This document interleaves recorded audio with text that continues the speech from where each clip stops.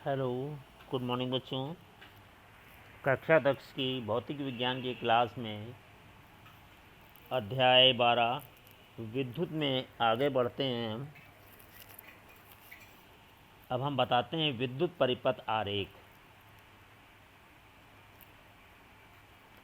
किसी विद्युत परिपथ को चित्रों के माध्यम द्वारा समझना सुविधाजनक और सरल होता है। सामान्य उपयोग में आने वाले कुछ विद्युत अवयव निम्न हैं। कौन कौन से विद्युत अवयव होते हैं? अब देखिए, नंबर 1 विद्युत सेल। विद्युत सेल का प्रतीक आप देख रहे हैं चित्र में। दो खड़ी लाइनें हैं, एक बड़ी एक छोटी। बड़ी वाली लाइन को प्लस कहते हैं सिरा, और छोटी वाली लाइन को माइनस सिरा। तो बैटरी को सेल को हम इस तरीके से दर्शाएंगे। ये इसके दो टर्मिनल हैं, प्लस और माइनस। बैटरी अथवा सेलों का संयोजन। अब कई सारी बैटरियों सेलों को हम श्रेणी क्रम में लगा दें। श्रेणी क्रम में लगाने का मतलब माइनस सिरा प्लस से जुड़ेगा, पहली बैटरी का माइनस सिरा दूसरी बैटरी के प्लस से, दूसरी बैटरी का माइनस सिरा तीसरी बैटरी के प्लस से। इसी तरह आप जितनी चाहें उतनी सेलों को जोड़कर बैटरी बना सकते हैं। बैटरी का एक बड़ा एक छोटा, बड़ा वाला प्लस होता है, छोटा वाला माइनस। खुली प्लग कुंजी या स्विच। स्विच अगर आपका नहीं चल रहा है तो इस तरीके से होता है, यानी कि सर्किट पूरा नहीं, इसलिए आपकी करंट नहीं बहेगी। और बंद प्लग कुंजी का मतलब होता है करंट फ्लो हो रही है। देखिए बीच में बिंदी दिखा दी है, यानी कि स्विच को हमने ऑन किया तो सर्किट पूरा हो गया। सर्किट पूरा हो गया, करंट बह रही है तो उसको बंद बोलेंगे। सर्किट पूरा नहीं हुआ, करंट फ्लो नहीं हो रही है तो उसको खुली कुंजी बोलते हैं या स्विच बोला जाता है। अगर दो तारों को जोड़ के दिखाना चित्रों में तो इस तरीके से दिखाएंगे। तार और जोड़ने वाले को एक बिंदु के द्वारा दर्शा देते हैं। तार क्रॉसिंग बिना संधि के। तार क्रॉसिंग का मतलब तार क्रॉस कर रहा है तो इस तरीके से मोड़ कर निकालेंगे। ठीक है, ये इसको तार क्रॉसिंग से हम समझ सकते हैं। इसी प्रकार विद्युत बल्ब को या तो इस तरीके से दर्शाएंगे या हम बल्ब बना के इसके दो सिरे दिखा देंगे। ठीक है, दो सिरों को जोड़ दिया जाएगा। तो या तो आप इस तरह बनाएंगे बल्ब, जब भी आपको चित्र में बल्ब बनाना है तो इस तरीके का मिलेगा या इस तरीके का मिलेगा। तो बल्ब का प्रतीक इस तरह चित्र के माध्यम से अगर बना रहे हैं। प्रतिरोध। प्रतिरोध को देखिए, ये इस तरह जिग जैग मोशन से दिखाया गया है, टेढ़ा मोड़ा, इस मतलब ये प्रतिरोध है। टेढ़ा मेढ़ा इस तरीके से देखिए, ये लाइन गई टेढ़ी, इसको कहते हैं प्रतिरोध। जब भी दिखाएंगे इस तरीके से। परिवर्ती प्रतिरोध अथवा धारा नियंत्रक। परिवर्ती प्रतिरोध और धारा नियंत्रक है तो ये प्रतिरोध बनाकर इसमें एक तीर बना देंगे। तीर का मतलब हो गया ये परिवर्त हो सकता है, या इसको इस तरीके से भी दर्शा सकते हैं। ऐसा बनाया प्रतिरोध और उसके बाद,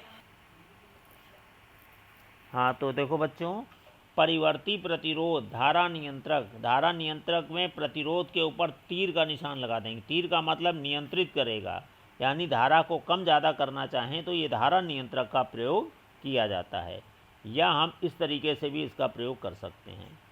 आमीटर को दिखाना है तो एक गोले में ए लिख देते हैं, वृत्त में एक प्लस एक माइनस। वोल्ट मीटर को अगर आप दिखाना चाहें तो वी लिख देंगे, गोले में एक प्लस और एक माइनस। तो वोल्ट मीटर को वी, आमीटर को ए के द्वारा प्रकट करते हैं। अब हम आगे बढ़ते हैं। ओम का नियम आता है आपका। ओम का नियम। अब ओम का नियम क्या कहता है? किसी विद्युत परिपथ में धातु के तार के दो सिरों के बीच, धातु का तार है, उनके दोनों सिरों के बीच विभवांतर और उसमें बहने वाली धारा का एक अनुपात निकाला गया। यानी विद्युत धारा और विभवांतर में एक अनुपात निकाला गया तो देखा गया विद्युत विभवांतर जो है वो धारा के समानुपाती होता है। जैसे जैसे धारा को बढ़ाएंगे वैसे वैसे विभवांतर भी बढ़ जाएगा। तो क्या नियम बनाया? किसी विद्युत परिपथ में धातु के तार के दो सिरों के बीच विभवांतर उसमें प्रवाहित होने वाली विद्युत धारा के समानुपाती होता है, परंतु तार का तापमान समान रहता है। भौतिक अवस्थाएं ना बदलें, तापमान, दाब, ये सब। तो विभवांतर V जो है वो समानुपाती होता है या अनुक्रमानुपाती होता है धारा I के। ये अनुक्रमानुपाती का निशान है, V अनुक्रमानुपाती I।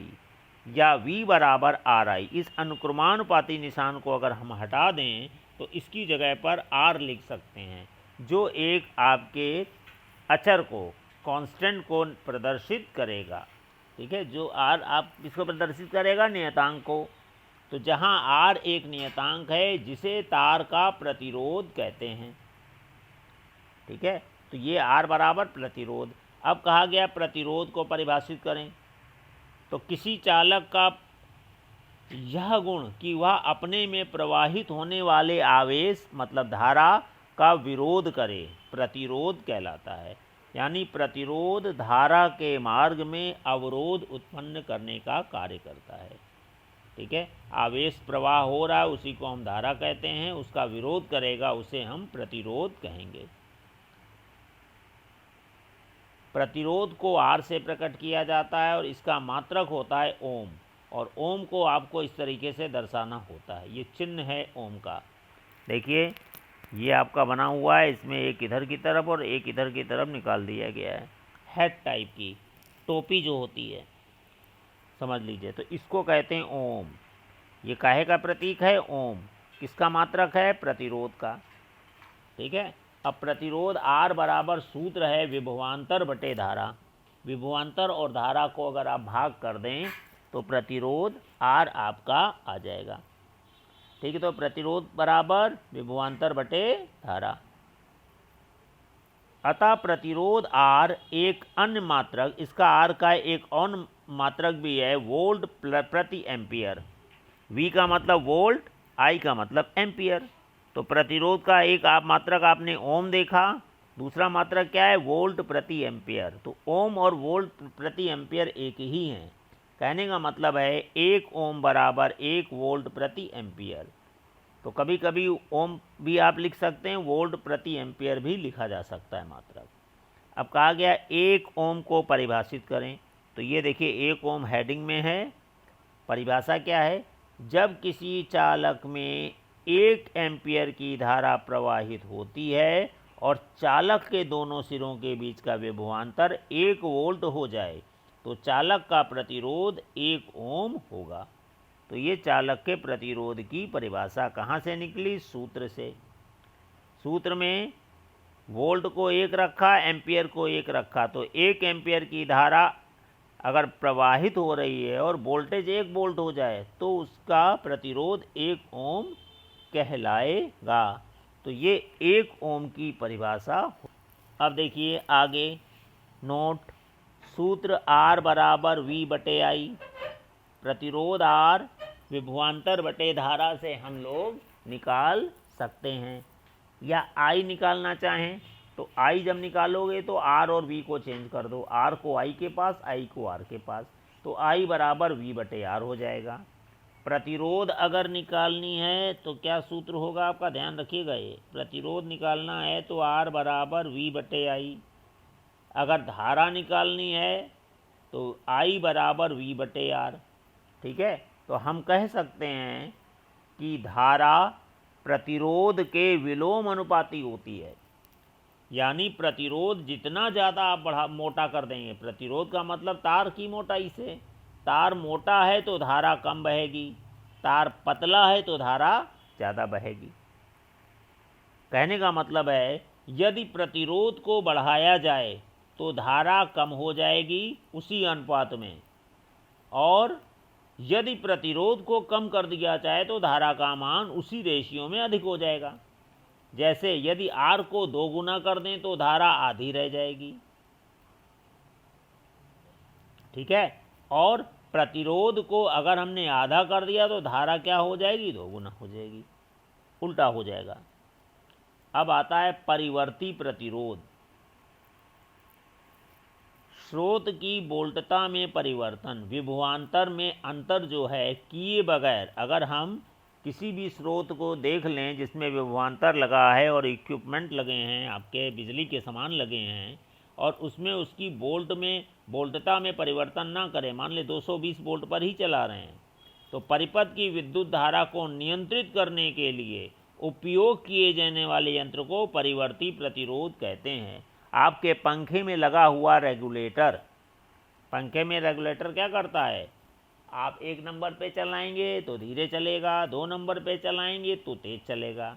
तो इसमें कौन सा प्रतिरोध लगा है? परिवर्ती प्रतिरोध। वोल्टेज तो 220 ही रहेगा। आपने बिजली को मतलब प्रतिरोध को कम किया तो धारा कम बहेगी, धीरे चलेगा। प्रतिरोध को बढ़ाया तो धारा ज़्यादा बहेगी और वो तेज चलेगा। इसके बाद धारा नियंत्रक। धारा को नियंत्रण करने वाला। किसी विद्युत परिपथ में प्रतिरोध को परिवर्ती करने के लिए प्रायः एक युक्ति का उपयोग करते हैं जिसे धारा नियंत्रक कहते हैं। कायदे से परिवर्ती प्रतिरोध में धारा को नियंत्रित किया जाता है। धारा को नियंत्रित करेंगे तो वो तेज और धीमा हो जाएगा। ठीक है, तो कौन सा है? जिसे धारा नियंत्रक कहा जाता है। अब आता है वे कारक जिन पर एक चालक का प्रतिरोध निर्भर करता है। चालक का प्रतिरोध, चालक का मतलब तार, तार का प्रतिरोध किस पर निर्भर करेगा? चालक तार की लंबाई पर। कितना लंबा तार है? ज़्यादा लंबा तार है तो प्रतिरोध भी उतना ही। प्रतिरोध लंबाई के समानुपाती होता है। लंबाई ज़्यादा है तो प्रतिरोध भी ज़्यादा होगा, लंबाई कम है तो प्रतिरोध कम होगा। और चालक के अनुप्रस्थ काट के क्षेत्रफल, मतलब चालक की मोटाई क्या है। आगे के सामने से अगर तार काट दें तो सामने का जो मुंह देखें ऐसे, ये मुंह दिख रहा है आगे का, ठीक है, ये आगे का हिस्सा जैसे मान लें, ठीक है, इसको अनुप्रस्थ काट का क्षेत्रफल कहते हैं।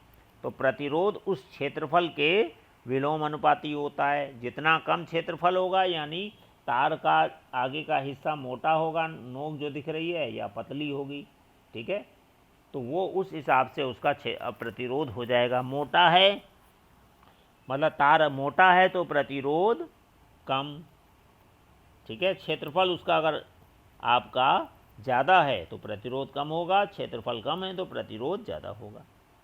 और किस पर निर्भर करता है? प्रतिरोध तापमान पर भी निर्भर करता है। ज़्यादा गर्म करेंगे तो प्रतिरोध आपका अधिक होगा, कम गर्म ठंडा करेंगे तो प्रतिरोध कम हो जाएगा। तापमान बढ़ता है तो प्रतिरोध बढ़ जाएगा, तापमान कम होगा तो प्रतिरोध कम हो जाएगा।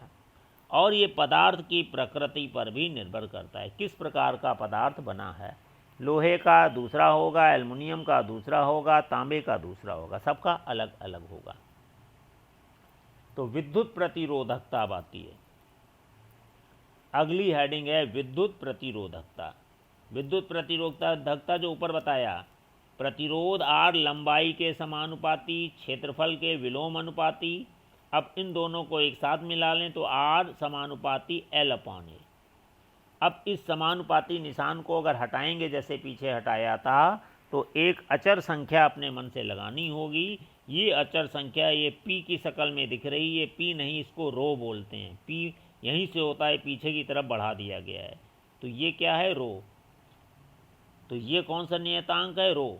इसको आनुपातिक स्थिरांक कहते हैं, जिसे चालक के पदार्थ की वैद्युत प्रतिरोधकता भी कहते हैं।